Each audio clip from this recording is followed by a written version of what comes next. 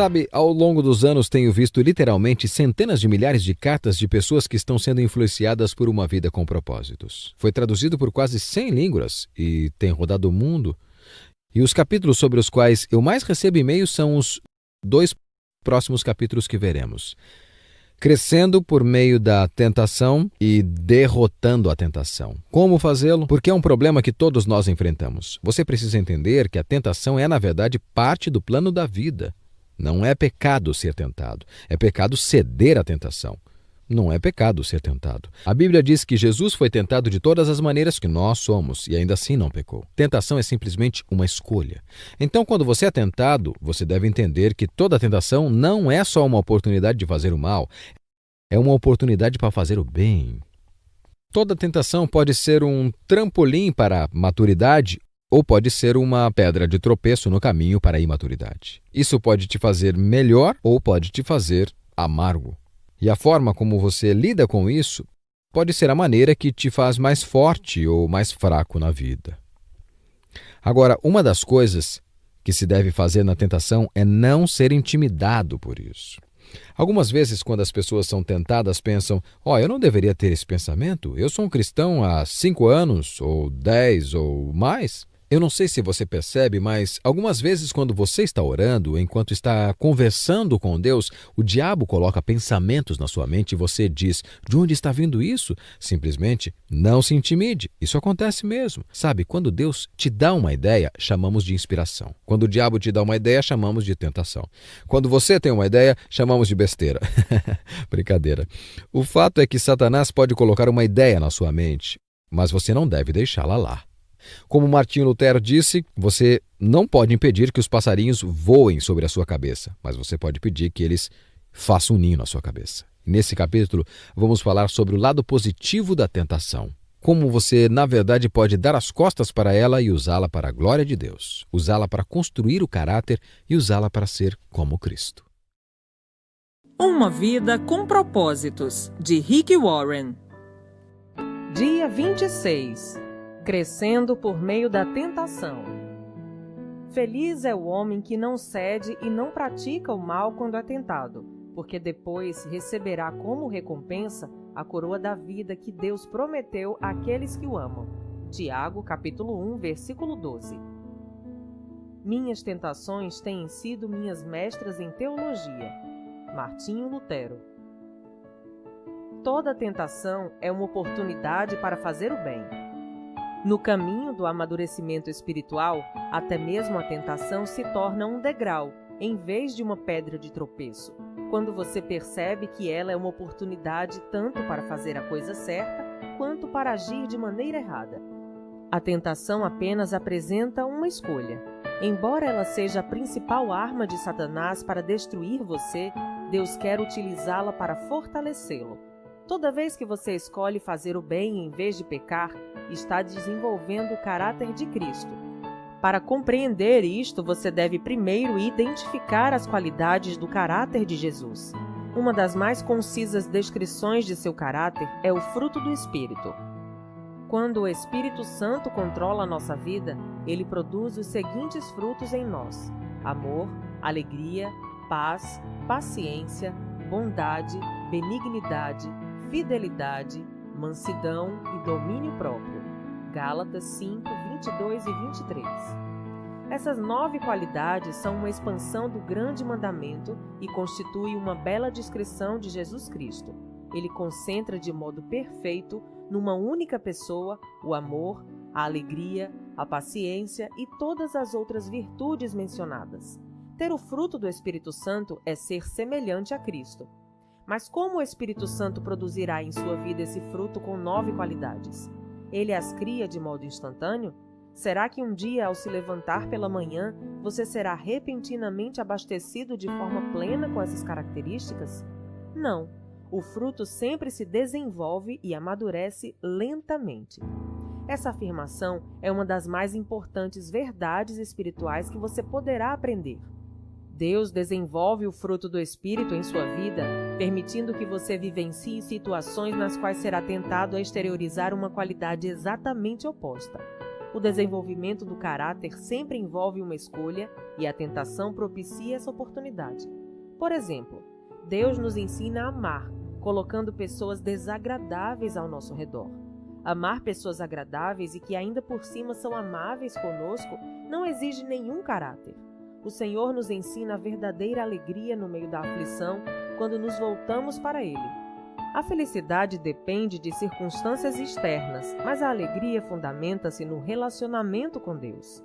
O Senhor promove a verdadeira paz dentro de nós, não fazendo com que tudo saia como planejamos, mas permitindo períodos de confusão e insegurança. Qualquer um pode se sentir tranquilo observando um pôr do sol ou relaxando durante as férias, mas aprendemos a verdadeira paz quando optamos por confiar em Deus em situações nas quais somos tentados a ceder à preocupação e ao medo. Da mesma forma, a paciência é desenvolvida em situações nas quais somos forçados a esperar, enfrentando a tentação de nos entregarmos à ira por causa de nosso pavio curto. Deus recorre à situação oposta de cada fruto para nos permitir escolher. Você não pode afirmar que é bom se jamais foi tentado a ser mal. Não pode se dizer fiel se nunca foi tentado a ser infiel.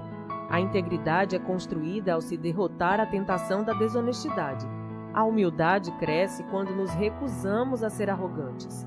A perseverança desenvolve-se sempre que resistimos à tentação de desistir. Cada vez que você derrota uma tentação, torna-se um pouco mais semelhante a Jesus. Como a tentação se manifesta? É bom saber que Satanás é absolutamente previsível. Ele tem usado a mesma estratégia e os velhos truques desde que o mundo foi criado. Todas as tentações seguem um padrão idêntico. É por isso que Paulo declara: estamos bem familiarizados com seus esquemas malignos. 2 Coríntios, capítulo 2, versículo 11. A Bíblia ensina que a tentação segue um processo de 4 etapas, que Satanás fez uso tanto na tentação de Adão e Eva quanto na de Jesus. Na primeira etapa, Satanás identifica um desejo dentro de você. Pode ser um desejo pecaminoso, como de vingança ou de controlar os outros. Pode ser um desejo normal e legítimo, como o de ser amado, ser valorizado e sentir prazer. A tentação começa quando Satanás sugere com o pensamento que você ceda a um desejo maléfico ou realize um desejo legítimo da maneira errada ou na hora errada. Cuidado com os atalhos. Frequentemente são tentações. Satanás sussurra: você merece isso, você deve ter isso agora. Será emocionante, gratificante e fará com que você se sinta melhor. Costumamos pensar que a tentação está ao nosso redor, mas Deus diz que ela começa dentro de nós. Se você não tiver o desejo interiorizado, a tentação não tem como atraí-lo. Ela sempre começa na mente, não por meio de circunstâncias. Jesus disse: pois do interior do coração dos homens vêm os maus pensamentos, as imoralidades sexuais, os roubos, os homicídios, os adultérios, as cobiças, as maldades, o engano, a devassidão, a inveja, a calúnia, a arrogância e a insensatez. Todos esses males vêm de dentro e tornam o homem impuro. Marcos, capítulo 7, versículos de 21 a 23. Tiago afirma que existe um exército inteiro de maus desejos dentro de vocês. Tiago, capítulo 4, versículo 1. A segunda etapa é a dúvida. Satanás tenta fazê-lo duvidar do que Deus disse sobre o pecado. Será que é mesmo errado?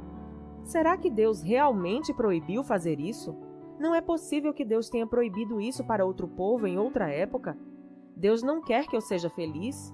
A Bíblia adverte: cuidado, não deixe os maus pensamentos e as dúvidas levarem algum de vocês a se afastar do Deus vivo. Hebreus, capítulo 3, versículo 12. A terceira etapa é o engano. Satanás é incapaz de falar a verdade, por isso é chamado pai da mentira. Lá em João, capítulo 8, versículo 44. Tudo o que ele lhe disser será falso ou nada além de meia-verdade. Ele oferece a mentira em substituição ao que Deus já diz em sua palavra. Satanás diz: você não vai morrer, você será mais sábio do que Deus. Você pode não ser punido por isso, ninguém vai saber. Isso vai resolver seus problemas. Além do mais, todos estão fazendo isso. É um pecado insignificante. Mas um pecadinho é como uma gravidez recente. acabará aparecendo. A quarta etapa é a desobediência. Você acaba agindo de acordo com a ideia que vinha cogitando na mente. O que começou como uma ideia nasce como conduta. Você cede a qualquer coisa que chamar sua atenção. Acredita nas mentiras de Satanás e cai na armadilha sobre a qual Tiago nos alerta. As pessoas são tentadas quando são atraídas e enganadas pelos seus próprios maus desejos. Então, esses desejos fazem com que o pecado nasça, e o pecado, quando já está maduro, produz a morte. Não se enganem, meus queridos irmãos. Tiago, capítulo 1, versículos 14 a 16. Superando a tentação. Compreender como a tentação se manifesta é bastante proveitoso, mas alguns passos são necessários para que você venha a superá-la. Recuse a ser intimidado. Muitos cristãos são aterrorizados e aviltados por pensamentos tentadores, sentindo-se culpados por não estarem fora do alcance da tentação.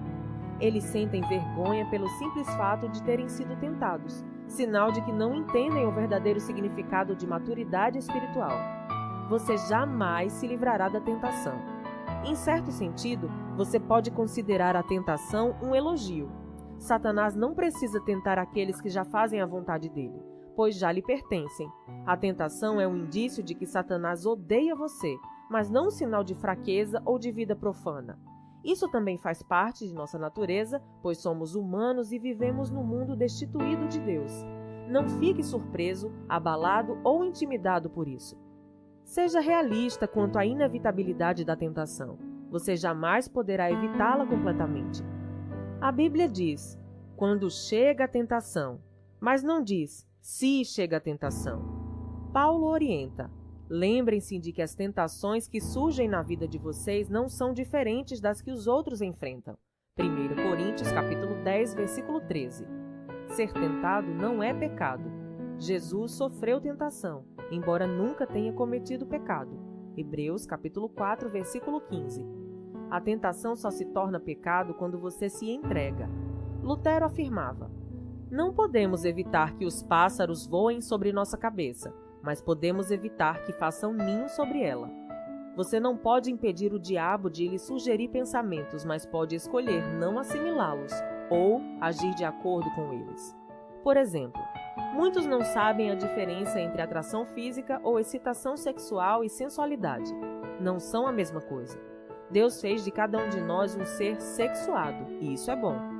Atração e excitação são reações naturais e espontâneas. Uma inclinação afetiva concedida por Deus como resposta à beleza física. Já a lascívia é uma atitude deliberada do desejo. É a escolha de comprometer sua mente com algo que você gostaria de fazer com seu corpo. Você pode se sentir atraído ou mesmo excitado, sem escolher pecar pela lascívia. Os homens cristãos, principalmente, sentem-se culpados quando os hormônios que foram concedidos por Deus exercem o devido efeito fisiológico. Quando reparam numa mulher atraente, presumem que isso já é lascívia e sentem-se envergonhados e culpados. No entanto, atração não equivale a desejo sexual ilícito, até que você comece a insistir nisso. Na verdade, quanto mais próximo de Deus você fica, mais Satanás se esforça para tentá-lo. No instante em que você se torna filho de Deus, Satanás, como assassino de aluguel, fecha um contrato para acabar com você. Você é agora inimigo, por isso conspira para sua derrocada. Às vezes, enquanto você está orando, Satanás sugere um pensamento mau ou bizarro, apenas para distraí-lo e envergonhá-lo. Não fique assustado ou envergonhado com isso. Entenda que Satanás teme suas orações e tentará de tudo para interrompê-las. Em vez de ficar se condenando com indagações do tipo, como pude pensar uma coisa dessas? Considere isso uma distração provocada por Satanás e volte imediatamente a se concentrar em Deus. Reconheça seu padrão de tentação e prepare-se. Há situações que o deixam mais vulnerável a tentações do que outras. Algumas circunstâncias farão você tropeçar quase imediatamente, enquanto outras não incomodarão muito. São situações preparadas para atacar seus pontos fracos, e você precisa também identificá-los, pois Satanás certamente os conhece. Ele sabe exatamente o que pode fazer você cair e trabalha incessantemente para cercá-lo com essas circunstâncias. Pedro adverte: estejam sempre atentos. O diabo está querendo atacar e não quer outra coisa senão apanhar vocês desprevenidos. 1 Pedro, capítulo 5, versículo 8. Pergunte a você mesmo: quando sou mais tentado? Em que dia da semana? A que hora do dia? Pergunte: em que lugar sou mais tentado? No trabalho? Em casa? Na casa do vizinho? Num bar? No aeroporto? No hotel fora da cidade? Pergunte: quem está comigo nos momentos em que sou mais tentado? Amigos? Colegas de trabalho? Uma multidão de estranhos? Sou mais tentado quando estou só? Pergunte também: como normalmente estou me sentindo quando sou mais tentado? Pode ser quando você está cansado, solitário, entediado, deprimido ou sob pressão. Ou talvez quando está magoado, zangado, preocupado. Ou ainda após um grande sucesso ou momento de enlevo espiritual. Você deve identificar seu padrão de tentação e então se preparar, a fim de evitar tais situações tanto quanto possível. A Bíblia nos adverte continuamente em nos prevenirmos para enfrentar a tentação. Paulo admoesta: não deem ao diabo oportunidade para tentar vocês. Efésios capítulo 4, versículo 27. O planejamento prudente reduz a tentação. Siga o conselho de Provérbios. Pense bem no que você vai fazer. Evite o mal e caminhe sempre em frente. Não se desvie nem um só passo do caminho certo. Provérbios capítulo 4, versículos 26 e 27. O povo de Deus evita os maus caminhos e se protege, observando o lugar por onde vai. Provérbios capítulo 16, versículo 17. Peça ajuda a Deus. O céu tem uma linha direta 24 horas para emergências. Deus quer que você peça ajuda quando a tentação estiver muito forte. Ele diz: e clame a mim no dia da angústia, eu o livrarei e você me honrará. Salmo 50, versículo 15. Chamo isso oração micro-ondas, porque é rápida e objetiva. Socorro! Quando bate a tentação, você não tem tempo para uma conversa longa com Deus. Simplesmente clama por socorro. Davi, Daniel, Pedro, Paulo e milhões de outros fizeram esse tipo de oração instantânea, pedindo ajuda na hora da aflição. A Bíblia garante que nosso pedido de socorro será ouvido, porque Jesus se compadece de nossa luta. Ele enfrentou as mesmas tentações que nos afligem. Cristo compreende as nossas fraquezas, pois ele enfrentou as mesmas tentações que enfrentamos, ainda que não tenha cometido pecado. Hebreus capítulo 4, versículo 15. Se Deus está aguardando para nos ajudar a derrotar as tentações, por que não pedimos sua ajuda com mais frequência? Falando com franqueza, às vezes não queremos ser ajudados. Queremos ceder à tentação, embora saibamos que é errado. Nesses momentos, achamos que sabemos mais do que Deus o que é melhor para nós. Em outras ocasiões, ficamos envergonhados de pedir o auxílio divino, porque continuamos a ceder à mesma tentação repetidas vezes. Deus, porém, jamais se irrita, se aborrece ou perde a paciência se continuamos recorrendo a Ele. A Bíblia diz: tenhamos confiança e cheguemos perto do trono divino, onde está a graça de Deus. Ali receberemos misericórdia e encontraremos graça sempre que precisamos de ajuda. Hebreus capítulo 4, versículo 16. O amor de Deus não se esgota e sua paciência permanece para sempre. Se você tiver de clamar pela ajuda de Deus 1000 vezes por dia, a fim de derrotar uma tentação em particular, Ele ainda estará ansioso por lhe demonstrar misericórdia e graça. Então, apresente-se corajosamente diante de Deus. Peça-lhe forças para fazer a coisa certa e depois espere, que Ele proverá. As tentações mantêm-nos dependentes de Deus. Assim como as raízes crescem mais fortes quando o vento sopra contra as árvores, você se torna mais semelhante a Jesus toda vez que enfrenta uma tentação. Quando você tropeça, o que certamente ocorrerá, isso não representa o fim. Em vez de ceder ou desistir, busque a Deus. Confie que Ele o ajudará e lembre-se da recompensa que espera por você. Quando as pessoas são tentadas e ainda continuam fortes, devem ficar felizes. Depois de provada a sua fé, Deus a recompensará com vida para sempre. Tiago, capítulo 1, versículo 12. Dia 26. Pensando sobre meu propósito de vida. Tema para reflexão. Toda tentação é uma oportunidade para fazer o bem. Versículo para memorizar. Deus abençoa as pessoas que pacientemente suportam a provação. No final, receberão a coroa da vida que Deus prometeu a todos os que o amam. Tiago, capítulo 1, versículo 12. Pergunta para meditar. Que atributo do caráter cristão posso desenvolver para derrotar minha maior tentação? Até o próximo áudio.